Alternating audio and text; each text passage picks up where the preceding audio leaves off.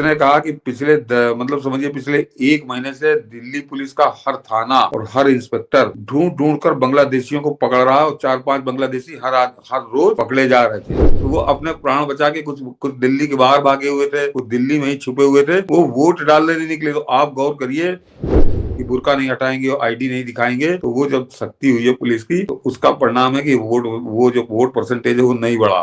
और ये मुझे लग रहा है कि मुहिम कुछ सालों से चलाया जा रहा था। शाहीन बाग में जब पता चला कि बड़ी संख्या में बांग्लादेशी और ये सब छुप छिपा करके आए। मनीष जी, हम लोग डिबेट कुछ और है, लेकिन इसको जरा 3-4 मिनट में बता दूं। एक बड़ी खबर है जो हम लोग उसको उस समय कर नहीं पाए थे। कर क्या नहीं पाए थे, मेरे पास सूचनाएं नहीं थी कि दिल्ली के चुनाव में मनीष जी 60.44 या 60.54 वोटिंग हुई है।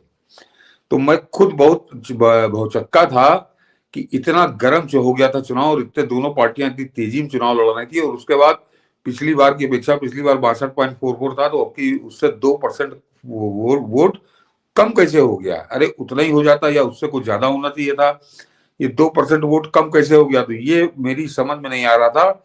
और जब मुझे सूचना मिली तो मैं दंग रह गया मनीष जी कि वो कारण क्या है उसका। और जरा सोचिए कि किस तरह से कब्जा किए हैं बांग्लादेशी और रोहिंग्या। मनीष जी, मैं पुलिस वाले की जवानी बता रहा हूँ, दिल्ली पुलिस वाले की, कि उसने कहा कि मतलब समझिए पिछले 1 महीने से दिल्ली पुलिस का हर थाना और हर इंस्पेक्टर ढूंढ ढूंढ कर बांग्लादेशियों को पकड़ रहा है और 4-5 बांग्लादेशी हर रोज पकड़े जा रहे थे। तो वो जिस दिन वोटिंग थी उस दिन जो बचे हुए बांग्लादेशी थे, वो मारे डर के वोट डालने गए ही नहीं कि कहीं ऐसा ना हो आईडी चेक हो जाए तो वहीं से बुक हो जाए।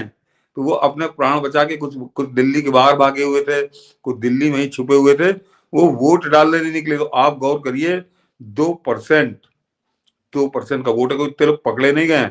लेकिन इतना आक्रामक अभियान दिल्ली पुलिस ने चलाया था कि बाकी लोग निकले नहीं अपने घर से। तो वो 2% सीधा सीधा इसी का वोट था।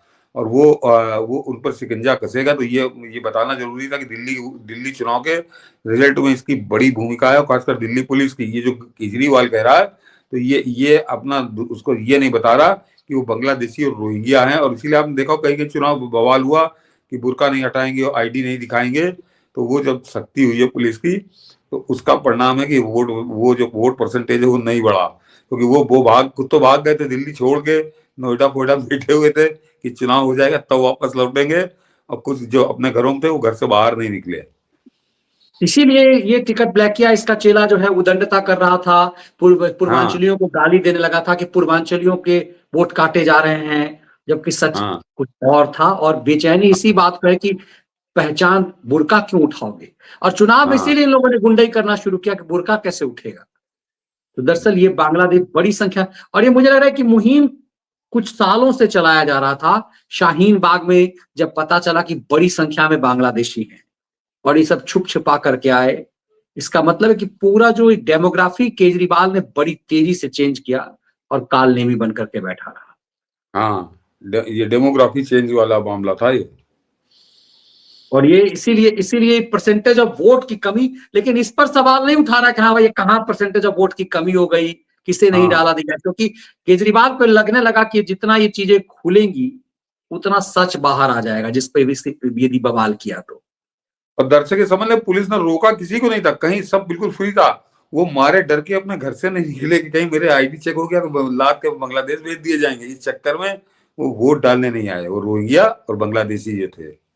और यही इसका मतलब है कि बड़ी संख्या में जिसकी पहचान हो गई, डिपोर्ट किए जाने की संभावना उनकी ज्यादा बढ़ गई है।